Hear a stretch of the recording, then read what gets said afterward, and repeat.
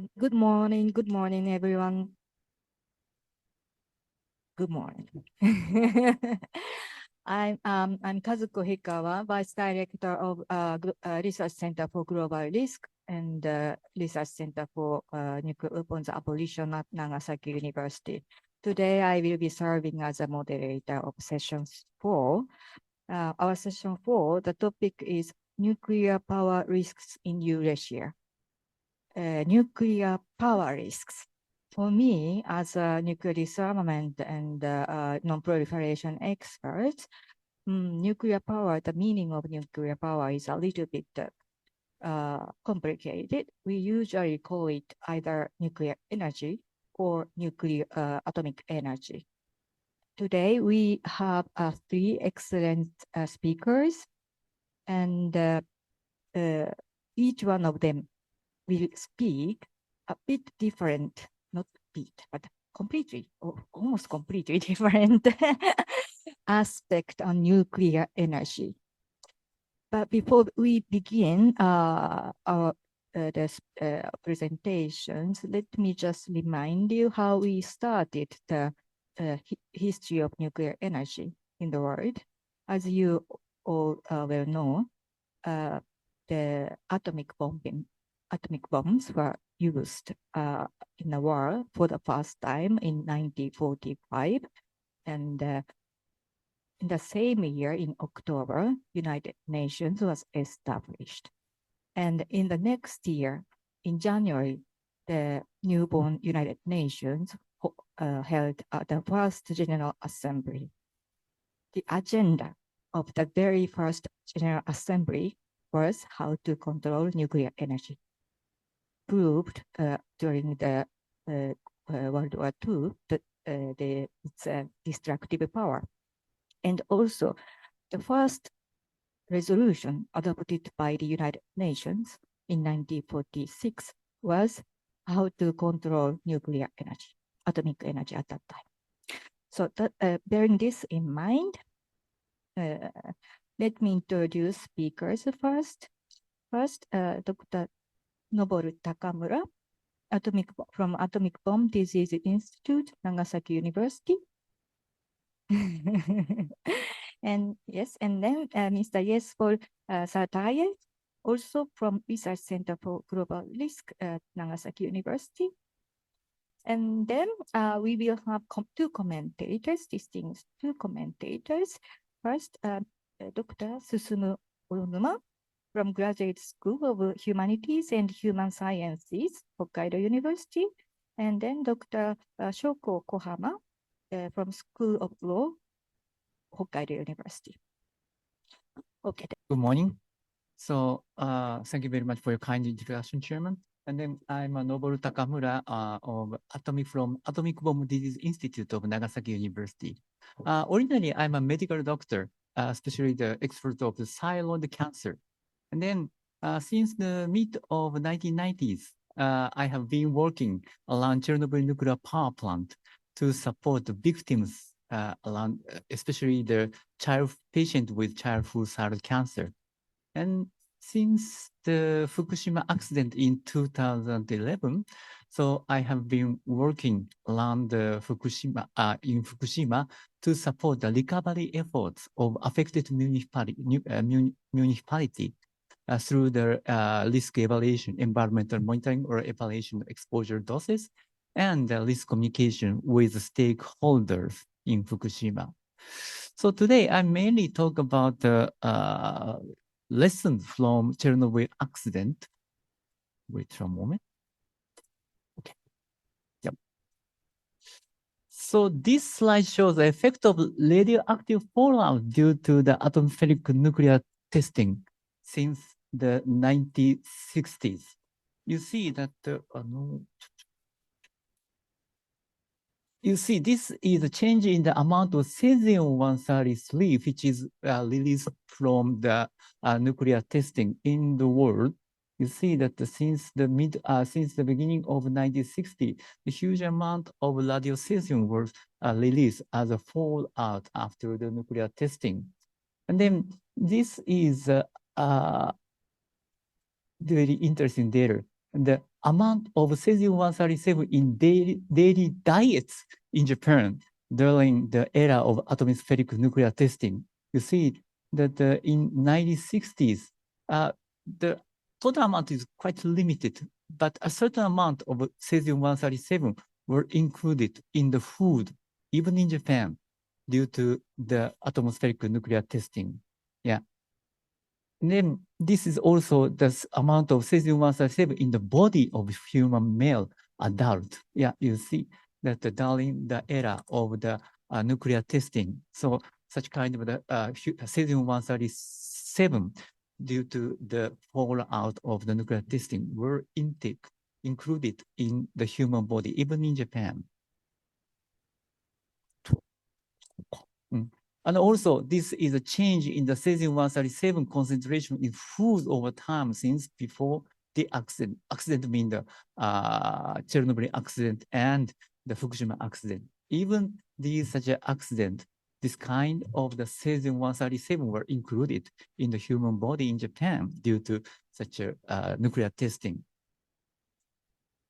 But of course, the exposure dose due to this kind of the cesium-133 were quite limited.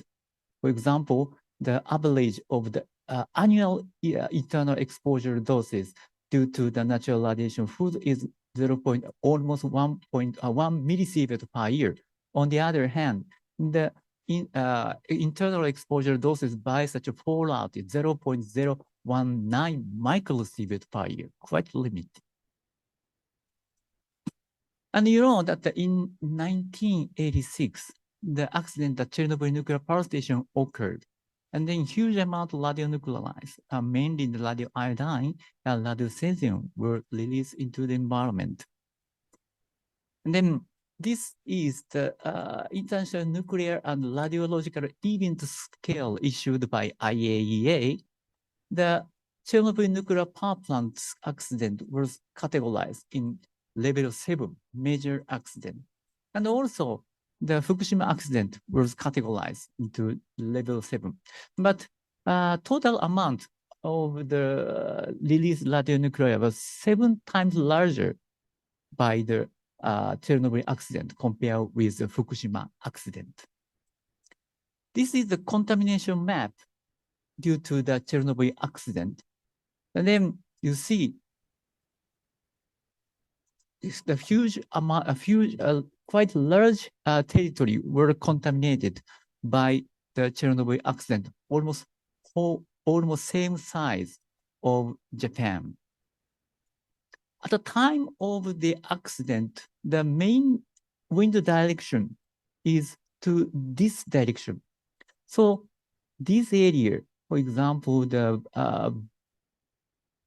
Gomel region of the Belarus, and then Bryansk region of Russia were heavily contaminated. But after that, wind direction changed to this direction. So the Zhytomyr region of Ukraine was also heavily contaminated. Yeah, actually, I have been working in Gomel region and the Zhytomyr region and Bryansk region for many years. Yeah, to support participate in the screening of the thyroid ultrasound. So this is a comparison of the released radionuclide between the Chernobyl and Fukushima. As I mentioned, almost 7 times larger amount of radionuclides were released by Chernobyl accident compared with the Fukushima accident. But on the other hand, the types of released radionuclides were similar between both accidents. That means that mainly iodine-131, which the half decay is almost 1 week, was mainly released. And also the cesium, especially the cesium-134 and cesium-137 were released between both accidents. So this, and then all the half decay of cesium-137 is almost 30 years, relatively longer compared with iodine-131. So still now in Fukushima, the decontamination of the cesium-137 is a major issue in the environmental decontamination. So this is a picture of the patients with acute radiation syndrome who were working inside the Chernobyl, inside the nuclear power station at the time of the accident. So this is a typical finding of the radiation burn, which was also shown in the airborne survivors.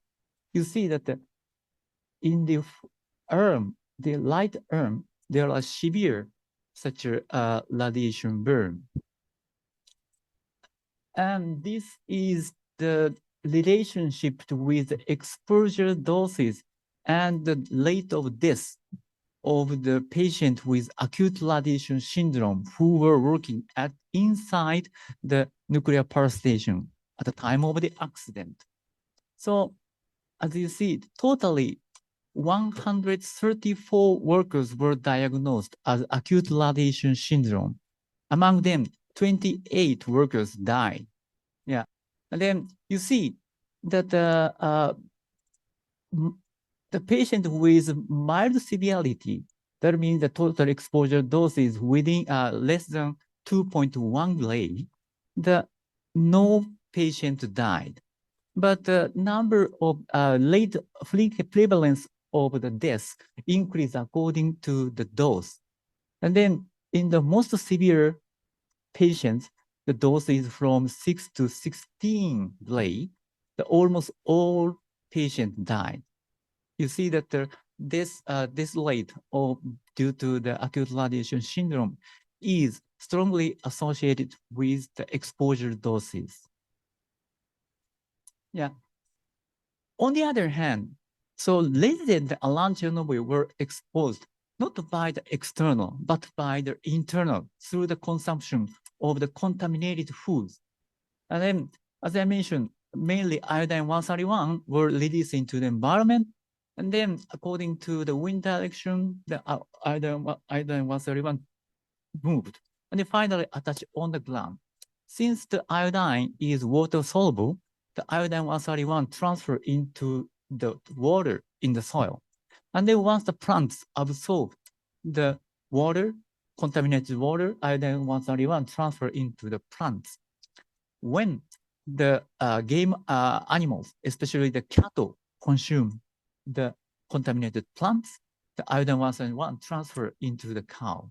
And then when the human, especially children, drank the contaminated milk from the cattle, and then iodine-131 transfer into the human body.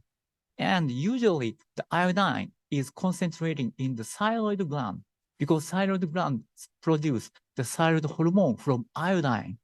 So that's why usually iodine concentrate in the thyroid gland. But at the time of the accident, iodine-131 concentrated in the thyroid gland and released the radiation such as the gamma ray and beta ray, which caused the internal radiation exposure in the children. At the time of that accident, former USSR government did not implement the food regulation policy to minimize the internal radiation exposure, which caused the internal radiation exposure, especially in the children around the nuclear power station. So this is exposure doses of evacuees around Chernobyl nuclear power station. The external exposure dose is around 20 to 30 millisievert. According to the study of airborne survivor, it has been clarified that the exposure doses more than 100 millisievert causes increased risk of the malignancy or the leukemia. That means the external exposure dose is relatively low, but nevertheless, the average of the thyroid gland doses by the internal radiation exposure is 300 to 1,000, quite higher compared with 100 millisievert. Yeah. So this is a result of the epidemiological study to clarify the relationship between the iodine-131 thyroid doses and the relative risk of thyroid cancer. Same as the airborne survival study, there are positive relationship between the thyroid doses and the relative risk of thyroid cancer in the children around Chernobyl. This slide shows a comparison of the thyroid doses between the Chernobyl and Fukushima. Yeah, as I mentioned, quite higher doses were observed in the children around Chernobyl.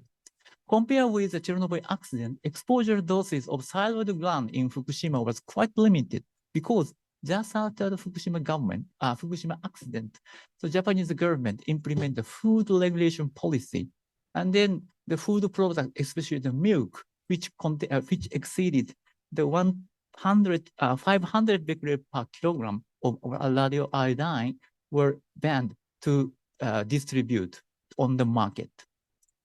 Since the 1990s, Nagasaki University participated in the medical assistant program to support the residents around Chernobyl.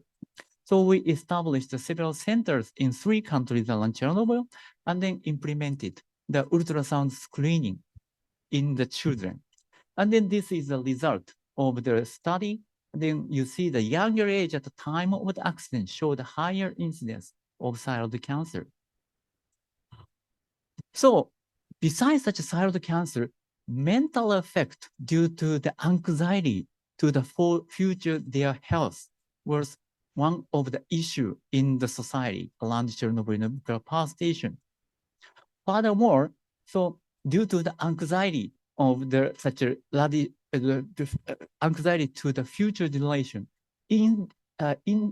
incidence of the abortion were increased not only around Chernobyl, but also the several countries around in Europe. Furthermore, so this is our data. So after the accident, so people has a radiophobia, anxiety to the radiation exposure, which caused a decrease in the participation rate of the health screening using the X-ray. For example, the screening of the tuberculosis, which caused the increase of the patient with tuberculosis around Chernobyl. Yeah, so X-ray radiation never caused the tuberculosis, but radiophobia can cause the increased incidence of the Chernobyl around Chernobyl. So due to such a food regulation policy, the exposure dose of the Fukushima accident was quite limited. So far, no incidence of increased thyroid cancer was observed around Chernobyl, around Fukushima. Yeah. So thank you very much for your attention. First of all, I would like to extend my gratitude to all those who prepared and organized this beautiful symposium. I'm Yespol Sartaev, came from Nagasaki University. I belong to Research Center for Global Risk, and today I would like to talk about a comparative study of radiation risk perception in population of Semei in Nagasaki. Takumura Sensei gave, I think, good general overview about the effect and anxiety and concerns related to radiation. That will be my talk about today. So, by the way, I earned my master and PhD in Nagasaki University, actually under the training of Takumura Sensei, and I was taught by Takumura Sensei, and my study sort of replication of his studies in Fukushima and Chernobyl as well. But I applied this method and many things on the population Semei and the Nagasaki. So since the radiation risk perception is the central to the presentation, so I would like to briefly explain the concept so it will be easier to understand and digest the presentation content as well. So as Takumura Sensei mentioned, there is always concern and anxiety about the radiation perception or radiation risk. And so that's called as radiation perception. So we assess the level, how people think and imagine about the radiation itself. I mean, it's, as was already mentioned, the main concern comes from the concern of cancer, birth defects, and partly due to hereditary effect, which means that genetic effect that passed on to the next generation. So these are the main things, and based on this, we usually assess the radiation risk perception. So radiation perception basically was based on the Hiroshima and Nagasaki atomic bombing, because there were no such kind of like events before. And the first thing that people learned and realized about the radiation was due to the atomic bombing, and then it will then consequently applied for the consequent, following accidents such as Chernobyl and Fukushima, as well as for the populations surrounding the nuclear test site. So as I said, like there were no prior understanding of radiation health effects to mass. The first accident or first event was like for mass, and the exposure was in Nagasaki and Hiroshima. So this photo was taken in Nagasaki Atomic Bomb Museum, showing that there is like link between atomic bombing and atomic tests. This is the general like number of atomic tests around the world. As Takamura Sensei mentioned, the number, those tests increased the general radiation level around the world, and it affects, the effect of radiation, like atomic tests, affected the overall like background radiation around the world. So there were around 2,000 like tests around the world. 700 were conducted by Russia, by USSR, like post-USSR. And around like 400 of them were tested at semi-nuclear testing site, where the population were affected by radiation and were affected by this concern. So, and the semi-nuclear test site is considered as the world's second large testing site. This is the general map, and the red point is where the semi-polygon, sometimes we refer as polygon, is located. It's 1/4 of Hokkaido, and it was operated by Soviet Union at the time. And the most tests were conducted by secrecy, so there was no information about the like testing around and people living around the testing site didn't know the effect of radiation, and they didn't know that they are exposed to radiation. And the closest settlements to the like testing site was around like 20-50 kilometers, and the largest city close to the testing site was 150 kilometers, which is like Seme City, as my research based on the people living in Seme City. So, technically and scientifically, these both events are different in terms of the exposure. Atomic bombing was like immediate one-time, like high dose acute radiation, while semi-Palatinsk exposure was long time and low and moderate dose. As Takamura Sensei mentioned, there is like very little known about the radiation, which is within the like level of 100 millisievert. Then most people in Seme were like affected, and they were exposed to this low level radiation. So meaning that the effect in Nagasaki and radiation in Seme was very like different.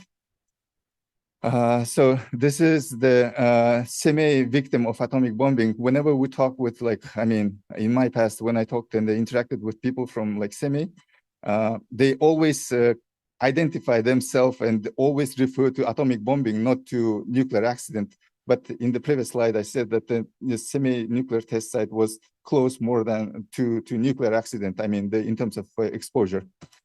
So this comes because of population of Seme consider that both involved like nuclear explosion, and they could see the mushroom clouds and the similar things what happened in Nagasaki. And those like both are like a nuclear weapon, and both are kind of they cause large scale destruction and devastation. And they both, I think all accidents like produce similar long-term health effects depending on the level. And this was like the photos were taken also from the Nagasaki Atomic Bomb Museum, showing that there is link between atomic bombing and the nuclear tests. So our study objective was evaluate to radiation risk perception and identify the gap between Nagasaki and Seme, how people think about radiation they were exposed in the past. asking, conducting questionnaire in current situation, in current population. So we questioned like 400 adult residents in Nagasaki and around 2,000 people in Semipalatinsk. So that was like our capacity, what we could do, and the questionnaire was based, as I said already, on the research studies on the 3 Mile accident, Chernobyl accident, Fukushima accident, and as I said, partly I took many things from the research that were done by Takumura Sensei. And as I said, there are 4 main points that people refer whenever they think about radiation is, as I said, like cancer, birth defects, hereditary effects, and current radiation hazard. So based on these 4 questions, we assessed the level of radiation perception. This is general demographic characteristics of Nagasaki and Semei, the female dominated, and the average age in Japan was higher than in Kazakhstan because of demographic situation.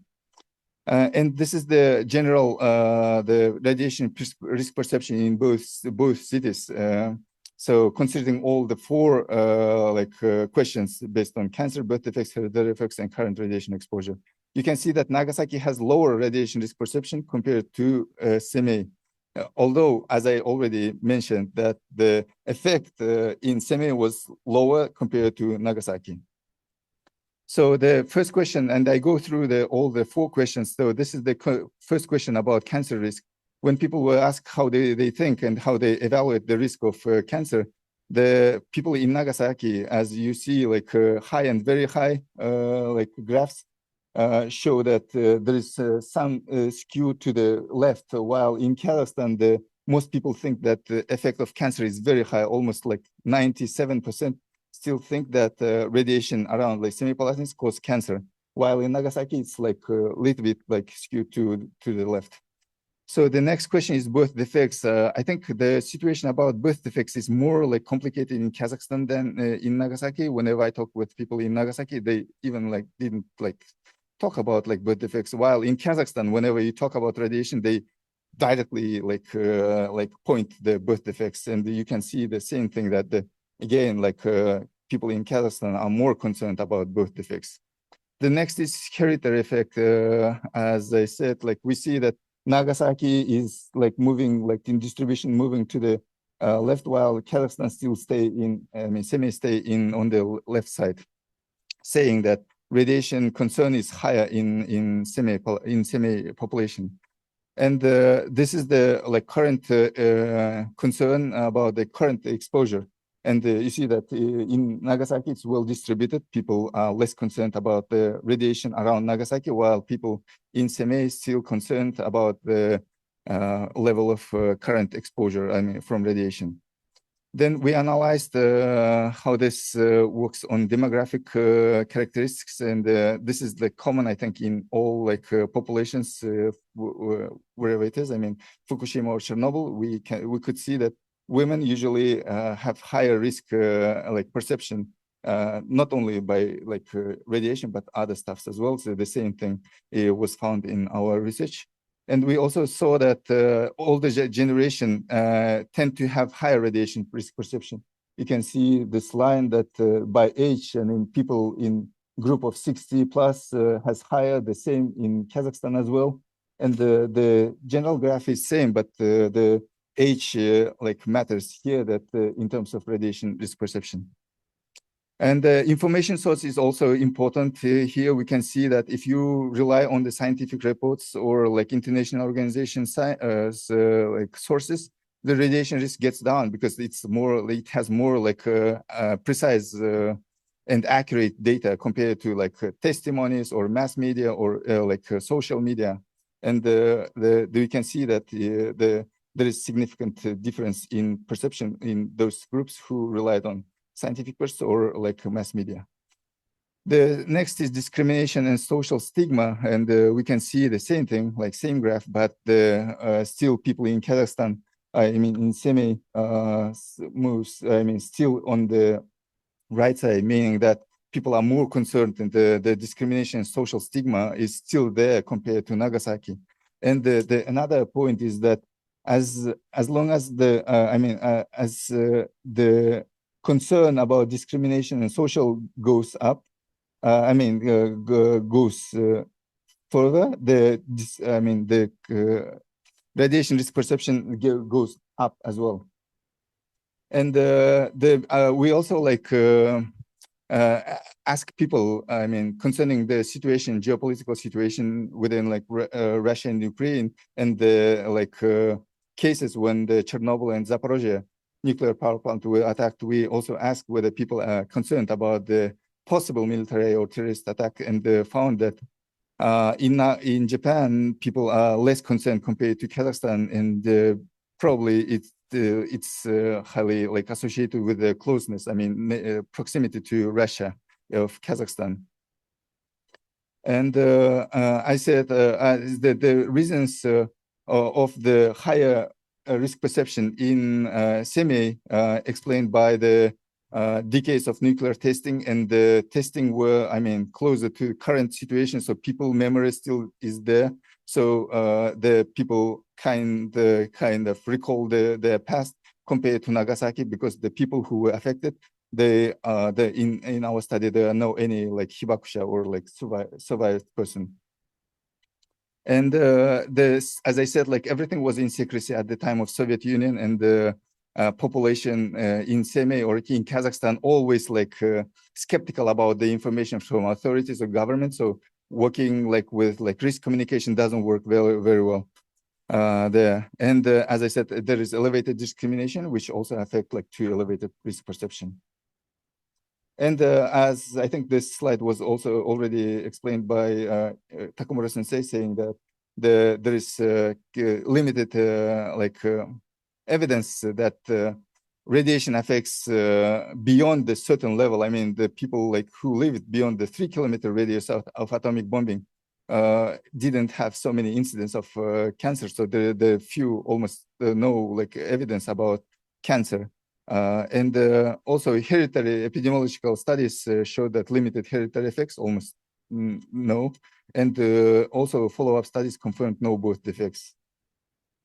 And in conclusion, I would say that transparency is very important for working with population, and the radiation-related discrimination stigma should be addressed. Public education on radiation science is very important as well for reducing radiation perception.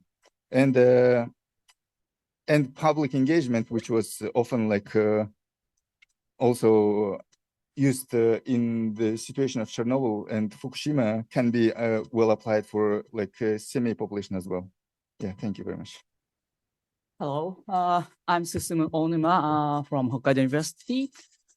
First of all, I'd like to express my appreciation for inviting me to such a kind of exciting discussion venue. So I am social psychologist. I'm my research background. So today I'm going to give comments in terms of the social psychology aspects. Particularly, I have been engaged in risk perception, risk communication, and risk governance.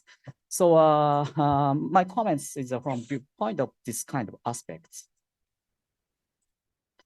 And okay, this is just my chattering memo when I read their paper beforehand. So please do not read it. It's just a memo for my talk. So Noboru talked about the Chernobyl experience, and then he mentioned about the lessons from Chernobyl, and then I always respect his tough work, and very scientific, sophisticated way of research.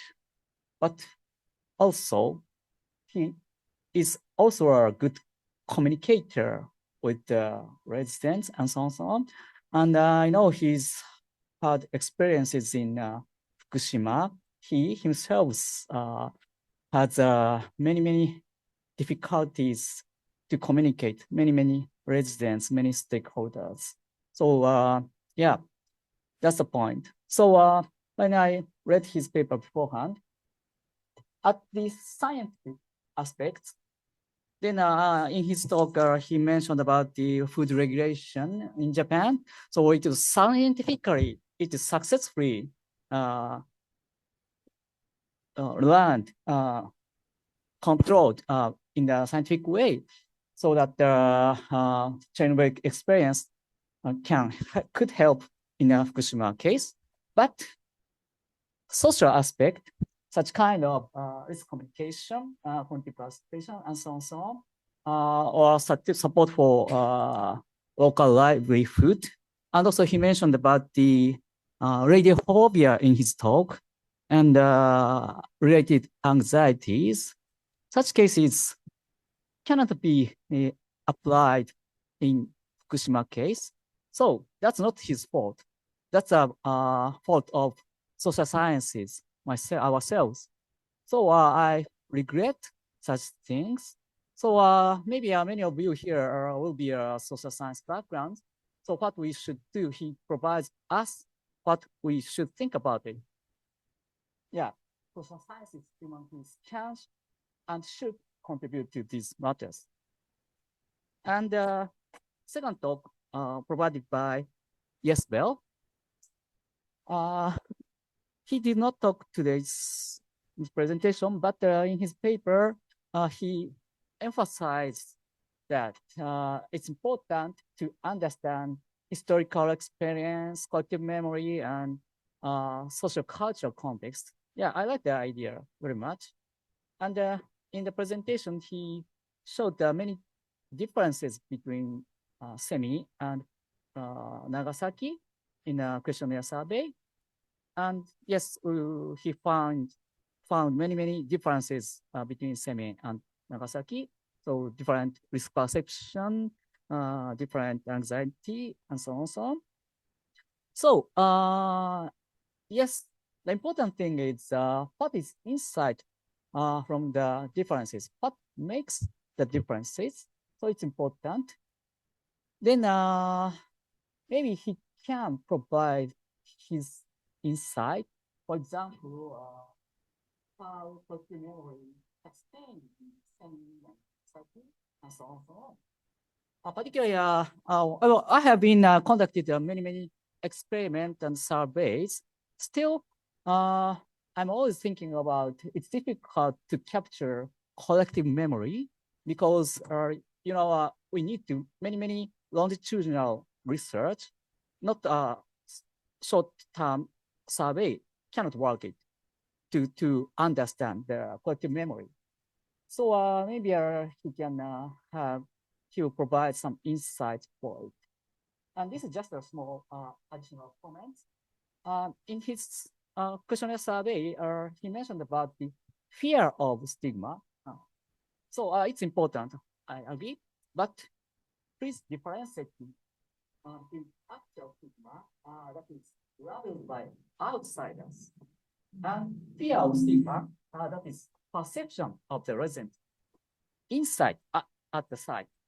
So the problem of stigma is leveled by the outside. So we have to tackle about this problem. Yeah, I think we need more interdisciplinary approaches and collaborations. And also just one question for the presenters.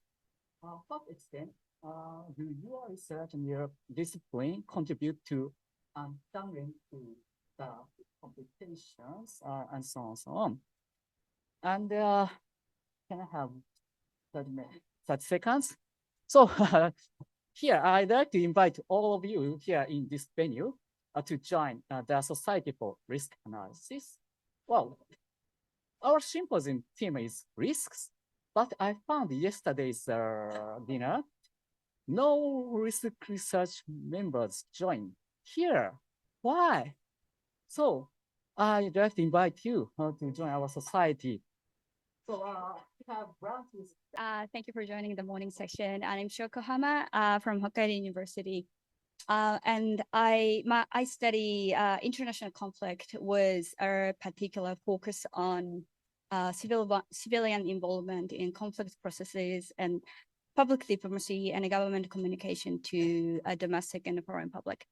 And let me begin by thanking organizers and our excellent chair, especially staffs at SLC for putting together this wonderful symposium and giving me the opportunity to discuss these. So first, let me briefly summarize the presentations. So Takamura shows consequences of a nuclear accident not limited to direct external exposure to radioactive materials, but go beyond direct exposure to internal exposure and mental health. And argues that nuclear accident preparedness should move beyond dose reduction toward a broader approach that integrate health, mental well-being, and risk communication. And Satrayev shows that communities in both Nagasaki and Samei share similarly high perception of radiation risk, which are closely associated with perceived stigma, fear of stigma, and concerns about a low dose exposure. And taken together, these papers examine pathways through which nuclear technology can harm civilians. So nuclear accident, nuclear testing. And although these pathways differ their origins, they raise two common questions. So how civilian harm is communicated and how nuclear risks interact with political and social boundaries. So the first common issue is communication about civilian harm. So Takamura's paper emphasizing transparent communication with those affected by nuclear accidents based on a broader understanding of harm that includes psychological and social consequences. And Satrayev's paper highlights the importance of communicating the effect of scientific evidence of low dose exposure without dismissing collective memories and identities of affected communities. My first question to all panelists concerns responsibility for communication. So who should take primary responsibility for communicating nuclear risks and civilian harm? Governments, scientific experts, the media, international organizations, or affected communities themselves? So I would also be interested in what each of you sees as the main obstacle to effective communication in your case. So the problem may be cognitive, so people do not necessarily accept information simply because it is scientifically authoritative. Or it may arise from an information environment saturated with misinformation and disinformation. And under condition of recent international rivalry, it may also involve competing narratives promoted by different governments, as we saw in the controversy surrounding the release of treated water from Fukushima. So given these obstacles, which actors are best positioned to communicate credibly with affected populations, whether victims, evacuees, communities affected by testing, or civilians facing the possibility of nuclear conflict, and why? And for Satrayev Sensei, more specifically, your paper points to communication from authorities or scientific authorities to affected communities as a means of shaping risk perception, as a potential means of shaping risk perceptions. Yet there's presumably also a distinct challenge of communication across generation within the community. So from those with direct experience of the test to those without. So what efforts currently exist in SEME to transmit this community's memory or collective memory and the communication of its risks to younger generations who lack direct experience? And the second common issue concerns boundaries and borders. Radioactive contamination does not stop at national borders, of course, and the nuclear accidents can also create new divisions within states. For example, divisions between evacuees and receiving communities, or between those officially recognized as affected and those who are not. And Satrayev's paper points to a different possibility. Solidarity or empathy can emerge across national borders and historical periods, connecting Hibakusha in Japan with communities affected by nuclear testing in Kazakhstan. So each paper highlights a different boundaries across which solidarity or division may emerge, whether between communities, across national borders, or between citizens and foreign citizens. So my second question has two parts. So first, what do you regard as the most important condition for the emergence of interstate cooperation or transnational empathy in your case? I heard that Takamura Sensei has personally involved in the international effort to address issues in affected communities. So what do you think is the key factors that promote such international effort? And is it shared experience or information about suffering, political leadership, advocacy by affected communities, or something else? And second, now we live in a period of contradictory trends. So transnational communication and connectivity continue to expand rapidly, while exclusionary nationalism and interstate rivalry are also intensifying. So looking ahead, it's a hard question, but looking ahead, which dynamic do you expect to become stronger in your case? So transnational or cross-border solidarity and cooperation, empathy, or nationalistic division? So for Takamura Sensei, most specifically, preparedness of the kind you describe seem to imply the need to address new boundaries within society, like between evacuees and receiving communities, and or between those officially recognized as affected and not, and those who are not.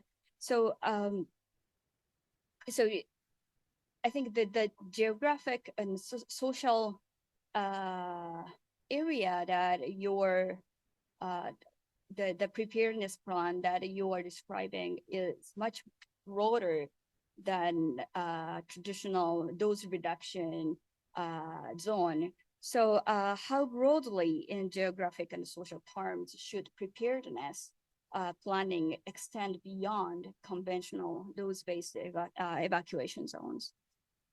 So, so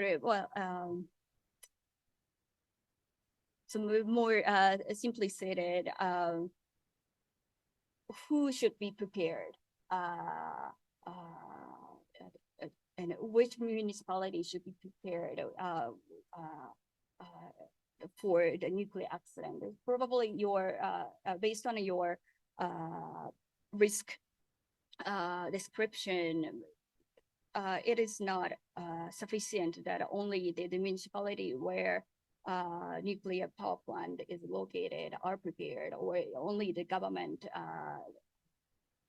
where nuclear power plants are located are prepared. So probably the preparedness must be extended to beyond the neighboring municipalities or government. So I'd like to hear your idea.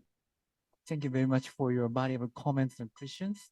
So the one of the point is about such a how to overcome such a mental effect due to the nuclear disaster. I think that one of the key factor is a kind of trust between each stakeholder. So as I mentioned, after the Chernobyl accident, the rate of tuberculosis increased, due to the radiophobia of the chest X-ray such examination. This is based on the distrust to the authority, and then so the government of the former USSR did not inform the real situation, accurate information on the nuclear disaster, and then after that, 5 years after the accident, childhood cancer increased, which causes a distrust to the authority. So that means that the kind of the trust is very important. After the Fukushima accident, we are regularly doing the kind of the risk communication with the resident. The key factor is trust between the expert and resident, expert and then the authorities. It's very important. For example, I'm doing the kind of the so-called the mushroom map project. Because the mushroom is Slavic-Eurasian is concentrated in mushroom, but in Fukushima, there are famous places for collecting the mushroom. So we are measuring the concentration of the mushroom, the Slavic-Eurasian in mushroom, and then based on the measured result, we are discussing, we are communicating with the resident for the recovery of the community, which kind of the careful such a risk communication between each stakeholder increase the trust between the experts and resident, which is favorably contribute to the improvement of the mental status of the resident, I think. The second point is preparedness, for such a accident. And for example, in the medical issue, WHO, World Health Organization, is organizing the so-called REMPAN system, Radiation Emergency Preparedness Network, and to share the information on the treatment or the diagnosis of the acute radiation syndrome and associated nuclear damages to the human body. Because the number of experts of the nuclear disaster medicine is quite limited in the world level. So that's why we need to share such kind of the information in worldwide. So our Nagasaki University, one of the collaborating center of network system, but this is, of course, this system is the medical network system, but other kind of the network system will be also effective to share the information for the effective preparedness for the unexpected nuclear disaster. I think. And then also in the community level, the preparedness is also important. I think that the nuclear disaster cycle consists of pre-disaster period, and then the crisis period, and then recovery period. Especially in the normal period, pre-disaster period, such kind of the communication, sharing the information is very important. I think in this point of view, education is also very important. And then in the before the Fukushima accident, such education of the risk is completely insufficient in Japan. So this kind of the risk education is not only the nuclear disaster or the other disasters. Such kind of education is very important, I think. Thank you very much. Thank you very much. And then, yes. Following up Takumura Sensei's talk about the trust, as I already mentioned, it's very important in terms of like communicating with communities in Kazakhstan as well. And I had experience like interacting with people from Semipalatinsk, and I always see there's like distrust to like whether it's like expert or like authority or someone from science. Whenever you try to tell about the truth, I mean the scientifically based like information, they all say, no, you're not correct. And then sometimes often get aggressive about that, saying that they are victims and no one understands them. And they're kind of, due to the like time limit, I couldn't like mention that in I mean, my observation is that people in Semei is kind of disconnected and socially abandoned. So no one works there as like Takumura Sensei mentioned that Chernobyl, I think everyone knows about Chernobyl and everyone knows about Fukushima. Everyone knows about like atomic bomb, but very few know about like semi-politics. And the local government, I mean, the not local government, I mean, the Kazakhstan government itself doesn't work with the affected like communities. And there is no any communication and they're left behind, I mean, for myself. So yeah, I feel so kind of even like sorry for that communities. They're kind of like in their own bowl and they're like burning themselves and no one affecting and no one trying to help them. And that's the like big issue around this CMA. And as to the questions you ask, I think the actual stigma and fear of stigma. I think we mostly did when we asked, there was like fear of stigma because we ask whether they feel the like discrimination and the stigma, and most of them, as you saw in the slide in the graph, that they feel that there is discrimination and stigma, but partly it comes from the like the feel of victimization themselves. They feel like, oh, they're victims of like atomic bombing, and they want some kind of how can I say, like some from the treatment from government that, and they want to be recognized. Then so that's the like another point, and that's the fear of stigma than the actual stigma. I mean, actual stigma works as well. I think if someone from Kazakhstan, we used to have, I mean, it's very bad, like how can I say, joke. We used to have like saying to people from semi-politics that we usually say high five, right? But we usually say it to people from like high six, meaning that they have some like genetic like how can I say, like defect in their body. That was so bad, like joke. But so I like recalling that means that like there is discrimination, even like this kind of like in like small talks even.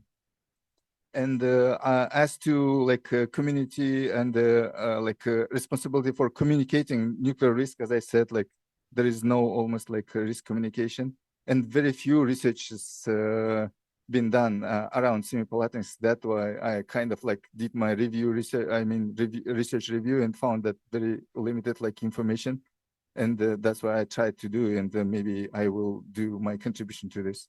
And as to the like transmitting the collective memory.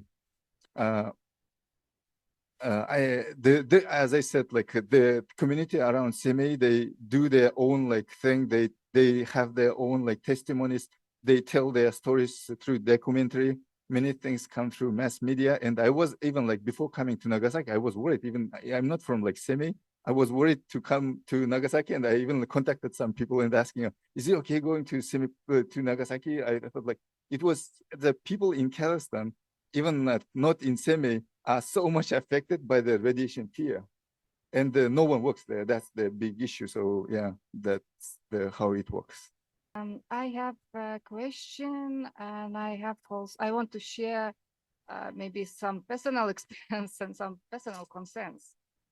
So I live in capital city of Vilnius in Lithuania, and Belarus recently have built a power plant just 10 kilometers away from Lithuanian border and only 45 kilometers away from capital of Vilnius.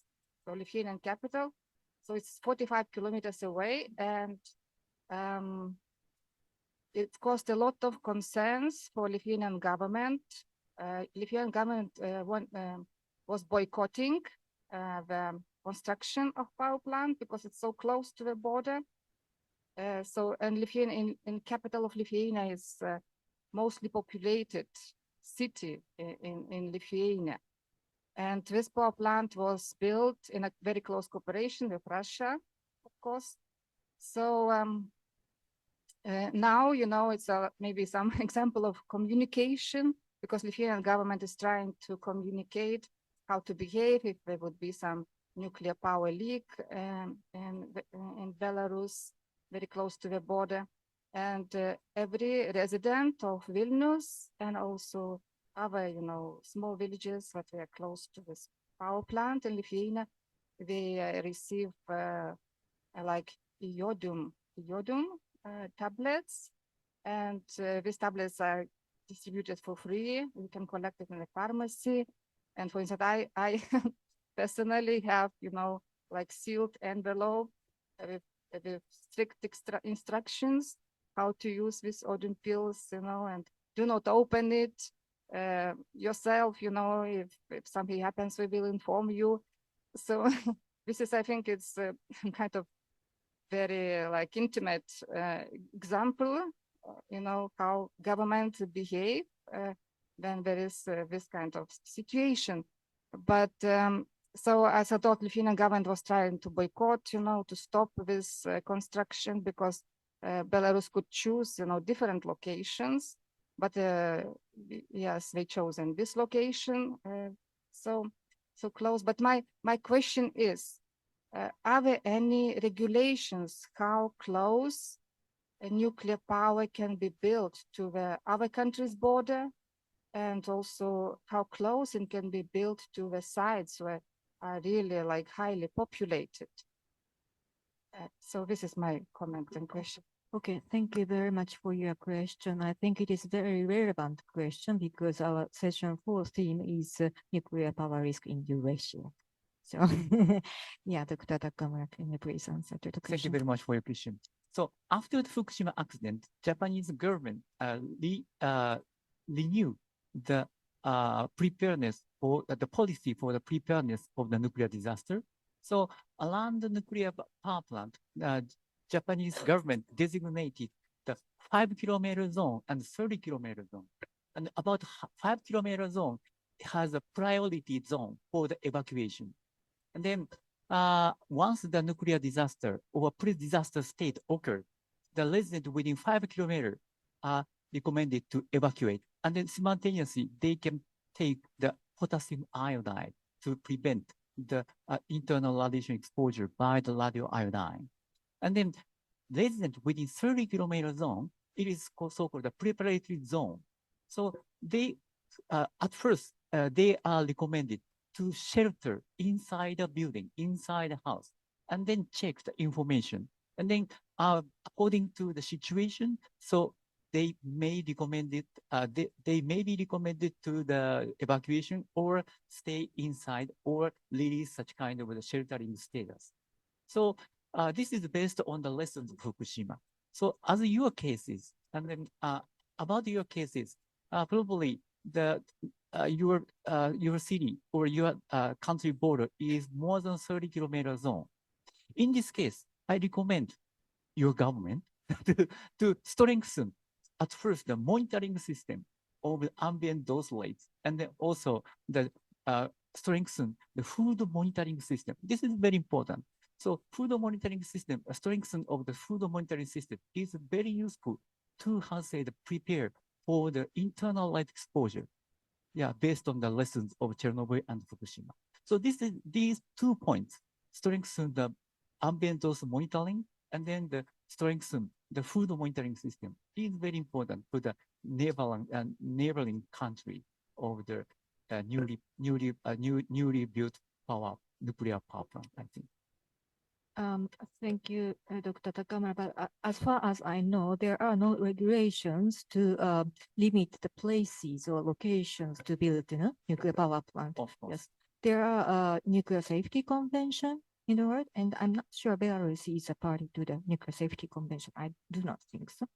I don't think so. No, no. There are so-called international law, a treaty, nuclear safety convention, but not all states are party to the convention. And based on this nuclear safety convention, there are some rules to construct and operate nuclear power plants, but there are no limitations or regulations to allow the government to build a nuclear power plant for certain distance from the populated area or cities. Thank you. Any other questions? Yes, please.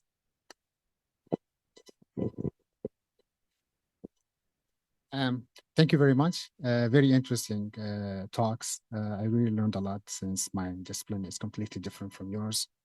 But based on what Dr. Takamura just said about Lithuanian case, because you kind of gave broad lessons about Fukushima, right? In terms of preparedness, communication, level of communication the government could establish, and community resilience as well, right? So I was wondering, maybe because this happened in Japan, Japan has a unique institutional setting, maybe, or social behavior, maybe that would help.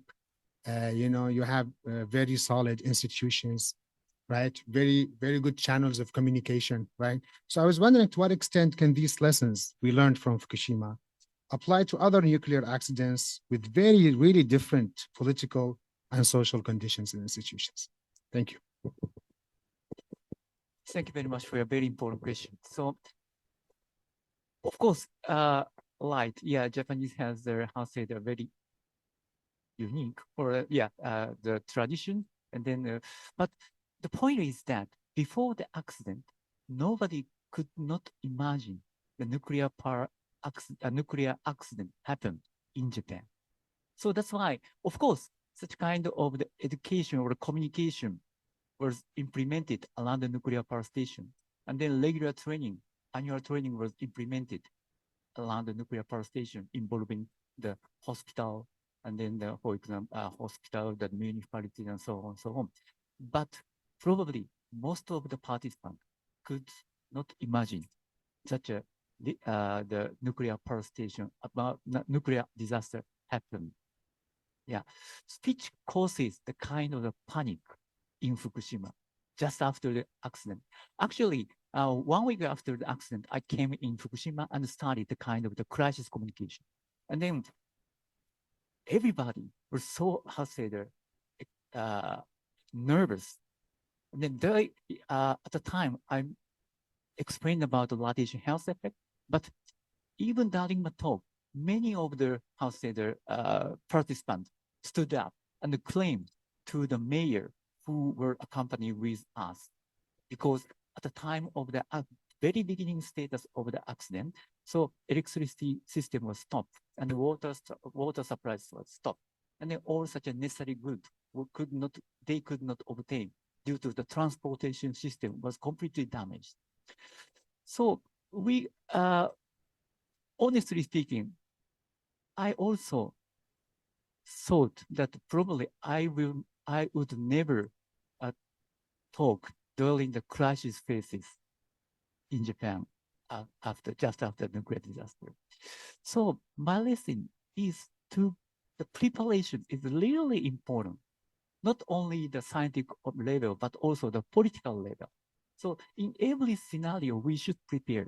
And then related with Professor Onoma's question, so we should create the network system between the stakeholders, including the authorities, the policy side, and then the mass media, experts, and also industry. This kind of the preparation of the network, not only for the nuclear disaster, but the unexpected natural disasters, it's very, very important. It's my idea. It's my opinion based on my own lesson. Yes, follow-up question, please. Yes, again. No, I was here during the earthquake that happened in 2011. But Japan is unique in the case that you have every year natural disasters, right?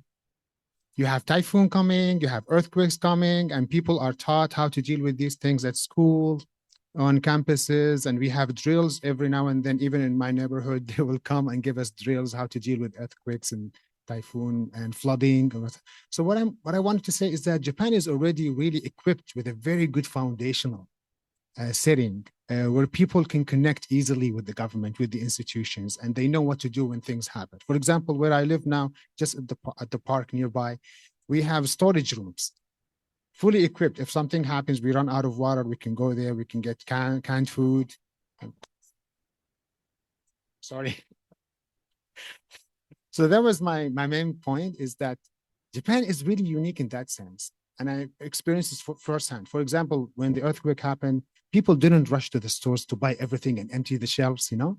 It would happen in other countries, but people listened to the media, what the NHK was saying, and I highly respected what NHK actually did during that time. So that's what I meant with Japanese uniqueness in that sense, you know, having strong institutions, strong connection with the society, and strong media as well. Yeah. I agree that. In this point, as you pointed out, so we have legally have a kind of the disaster, but mainly these are the natural disasters. You see that the typhoon, the heavy rain, and then the earthquake and so on. But probably before the Fukushima accident, many Japanese could not imagine the nuclear disaster happened in Japan, which causes a kind of a panic in Fukushima. Yeah, of course, we have a lot of the disaster, but we could not imagine the nuclear disaster in Japan. And so we have a question about the uniqueness of Japan and cross-national compatibility. So in that sense, I would like to say something bad about Japan, negative about Japan, because if we remember that I would say that any regime, irrespective of difference of regime, any regime wants to hide the inconvenient facts, reality, and Japanese government was no exception. And so the first information about this radiation, how radiation spread, was released by the U.S. Army, right? And so any government, irrespective of communist and liberal democracy, no, everyone wants to hide the inconvenient information. So in that, and the Soviet Union, after that disaster, began glasnost, open information policy, which of course led to the collapse of the Soviet Union itself. Meanwhile, Japan, in 2 years after the disaster, Japan passed the law about secret information. So government wants to hide sensitive information. So it's quite remarkable kind of difference, market difference between this. Japan seems like a very democratic country, but the government itself wants to hide the sensitive information even after the disaster of the Fukushima. So my question is, so I think that even experts I don't know how in that context, even the experts wants to inform the people of the facts, but in what kind of information should be provided in what moments, right? I think it's a different kinds of information should be transmitted to the people, the suffering people. So how to communicate and how to, in that background, against backdrop of this, of course, people in Japan is very much trustful, loyal to the state, but still, how to communicate in that, the government won't to tell anything about that, but the experts should tell about what is happening, what is ongoing. So in that sense, so what do you think this kind of so what should be tell people in what stages? So yes. Thank you very much. So I'm not a governmental person. As a scientist, I'm going to answer. Actually, just after the accident, as I mentioned, I implemented the crisis communication with residents. At the time, as you pointed out, the information was quite limited. Yeah, but so every day I visited the cities or towns in Fukushima Prefecture. On the way to such a town, I collected the information. For example, the total population, main industry, and then ambient dose of the city. Only 3 points. And then based on 3 points, I implement the crisis communication. But important point, important point is that we have the lessons of Chernobyl. We have lessons of the previous accident. Based on the lessons of Chernobyl accident, the most important thing for the resident in the crisis phase is to minimize the internal radiation exposure doses and also to minimize the external radiation exposure. In this point of view, so we need to check the concentration of the radioiodine in the food. So this was possible to obtain such kind of data from Fukushima Prefecture. I checked such kind of food concentration of radioiodine in the food locally produced. And then also we to evaluate the risk of the external radiation exposure, and then we could obtain such kind of ambient dose rates from also the Fukushima Prefecture data.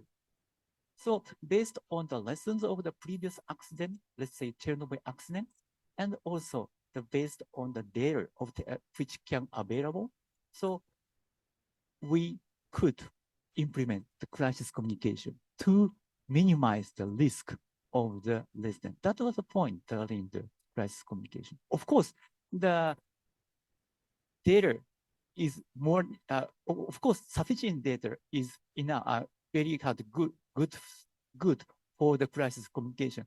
But even such kind of limited data, we had to implement the crisis communication. In that point of view, during the crisis communication in Fukushima, such previous past lessons of Chernobyl was very available. Thank you. Thank you. And Dr. Well, I'm not the government officer, and I do not intend to stand for the government, but I want to add some comments for your question. Yes, as Noboru told, at the beginning of the Fukushima nuclear accident, no one have accurate data. We or they had very limited data. During the insufficient data, they had to make decision. That's a big problem. So, for example, whether to recommend evacuate or not, and so on and so on. During the time, the public seeks information. It's natural. Yeah, because human beings want to know when something happens, but no one knows information. Then what happened? Many information traffics were, spread it. For example, particularly in SNS, social network media. So, or it is a mixture of facts and fake, and not confirmed, but confirmed. So the information itself was very confused. It cannot be controlled anyone. Any governments, any authority cannot control it. So that's a situation that happened. Also, and yes, particularly for the affected regions, they always said we had no information, just ordered to evacuate, and so on and so on.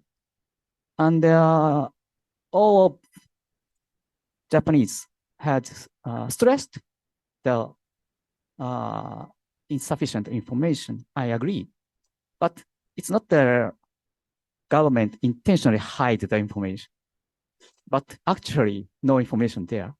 That's the truth. Thank you, Dr. Onuma. I think time is running out now. If there is no other questions, then, oh, yes, okay. Thank you very much. As a person who went through lots of crisis management in the government, I just want to say one thing. I was in Tokyo when 311 happened in other incidents or emergency like the North Korean missiles. And what we are asked at that time is that, or what we are, what kind of situation are we in that particular moment is that we don't have any information first. And after 5 minutes, 10 minutes, we are asked to produce some paper to explain what happened. We don't know actually what it is. But the pressure comes to the government to disclose what you know. But you have to check first, and it takes time. But because of social media's development, we are asked to respond very quickly. This is the first point I want to make. Second point is that government officials, most of the government officials, wants to release information in order to make sure that accountability is completed. And there's no incentive for government officials to hold information, because if you hold information with you, then you have to explain later, and the situation may change. You're going to have higher interest rates, and this interest will accumulate, and how to explain to the public will become more challenging. So that in the current environment, I think not only the experts of the government, but also high-ranking officials and also politicians, there's a strong incentive right now inside the Japanese government not to hold off any information, but when in doubt, release that information, to leave the decision or assessment to the public opinion so that we can be relieved of this accountability responsibility. Thank you. Thank you very much. Yes, with regard to this, information dissemination and the risk communication, it's not about the nuclear, but we have also another experience with pandemic, COVID-19. And at that time, I think government or institutions or international organizations try to just make the available information public, but I was not sure whether it was been conducive or helpful just to release, the data just immediately without thinking, without accountability. So I think this topic is very difficult subject, and actually our university, the Research Center for Global Risk at our university is also focusing on this topic: risk communication, risk management. Risk communication, risk management. What was the third? Risk governance. Anyway, I'm sorry.